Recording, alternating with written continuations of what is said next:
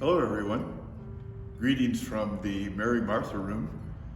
And I've been thinking a lot about time and eternity. And I know maybe all of us think about time all the time. We have to. I mean, what time is it? What time do we need to get up? But have you ever been in a restaurant and you're waiting and you say, "This is taking forever"? Well, that's really just an idiom, which means when are we going to get our food? Because forever is a long time. There's no end to forever.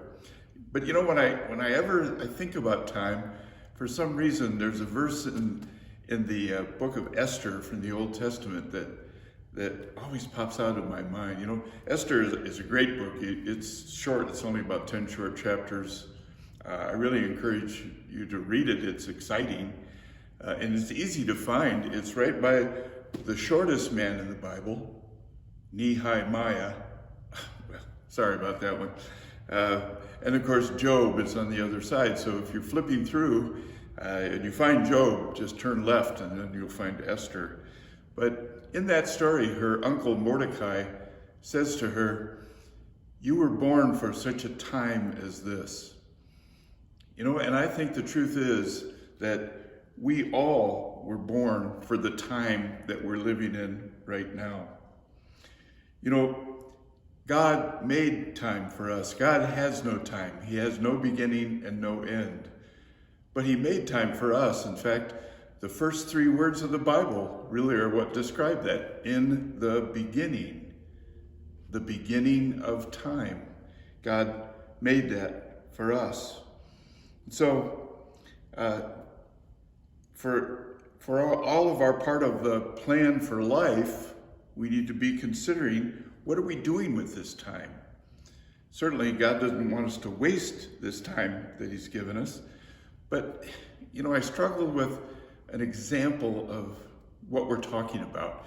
And so I came up with something. If you'll just consider this to be an endless story. The story has no beginning and it has no end. But what I want you to see in this endless story is this little word, little parentheses right in the middle of this endless story. And it simply says, "This is time." And that's a good example of what God has given us. He's given us in his eternal story this little brief period of time. And so my hope is that as we consider this gift that God has given us, as we consider that we are called for such a time as this, I hope that we can begin to be more earnest about sharing the good news of Jesus.